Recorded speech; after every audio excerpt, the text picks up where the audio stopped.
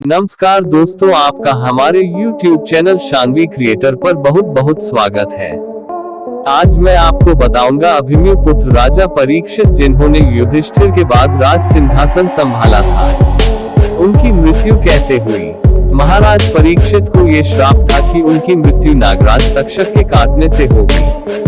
तो आइए जानते हैं क्यों और किसने महाराज को श्राप दिया। एक बार राजा परीक्षित जंगल में शिकार करने के लिए गए। वहां उन्होंने अपने बाण से एक हिरण को लक्ष्य बनाया। घायल हिरण वहां से भागने लगा और राजा परीक्षित उसका पीछा करने लगे। भागते भागते वो हिरण झाड़ी में छुप जाता है और राजा परीक्षित उसे ढूंढ नहीं पाते। राजा थक जाते हैं और उन्हें भूख लगने लगती है। हिरण के ना मिलने पर वह व्याकुल हो जाते हैं। फिर उनकी मुलाकात ऋषि समिक से होती है। ऋषि समिति उस समय मौन व्रत धारण कर रखा था। ये बात महाराज को ज्ञात नहीं थी।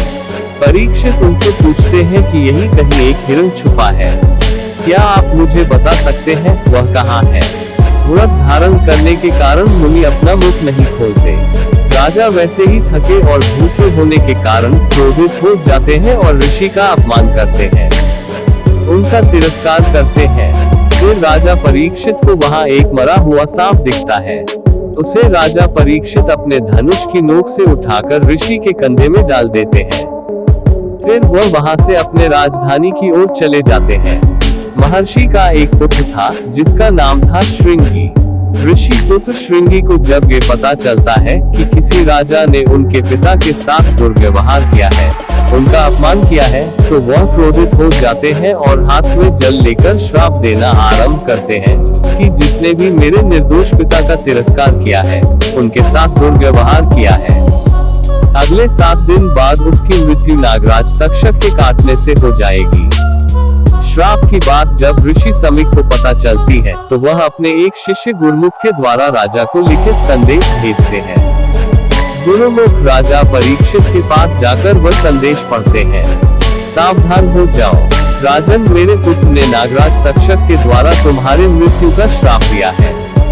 राजा ये सुनकर भयभीत हो जाते हैं और सावधानी बरतने लगते हैं। फिर महाराज घोषणा करते हैं कि जिसके पास भी नागराज तक्षक के विष को काटने की शक्ति है, वह मेरे प्राणों की रक्षा करे, मैं उसे अत्यधिक धन प्रदान करूंगा। जब इस बात का पता ब्राह्मण कश्यप को पड़ता है, तब वह 7वें दिन महाराज की रक्षा करने और धन कमाने के लिए निकल पड़ते हैं।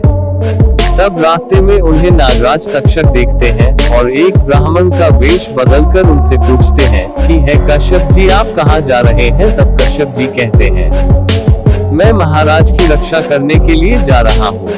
तब वह वापस पूछता है कि क्या आप सच में नागराज तक्षक के विष को काटने का सामर्थ्य रखते हैं। कश्यप जी कहते हैं कि हाँ, मैं ये कर सकता हूँ। फिर नागराज रक्षक अपने वास्तविक रूप में आ जाता है और यह विनती करता है कि ऋषि पुत्र सिंगी का श्राप सत्य होने दे। तब कश्यप जी कहते हैं कि मुझे तो धन मिलने वाला है।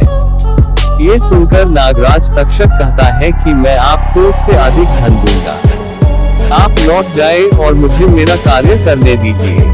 इसके बाद नागराज की बात सुनकर कश्यप जी लौट जाते हैं।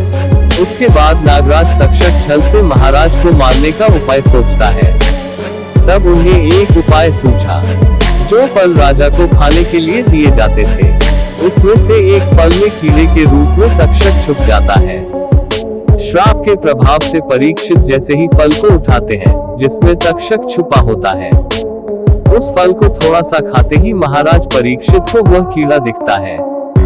देखते ही देखते वह कीड़ा सर्प का रूप धारण कर लेता है और फिर वह महाराज को मार देता है। उसके बाद राजा के पुत्र का राज्याभिषेक होता है। जब उसे पता चलता है कि उसके पिता की मृत्यु नागराज तक्षक ने की है, वह प्रण लेता है कि मैं उसे अवश्य दंड दूंगा। उसके बाद वह सर्पमित्र यज्ञ करता है। इसकी कथा मैं फिर कभी आपको सुनाऊंगा। आज के लिए इतना ही। आशा है कि आपको ये वीडियो अच्छा लगा होगा। इस प्रकार की और वीडियो को देखने के लिए हमारे चैनल को सब्सक्राइब करें। धन्यवाद।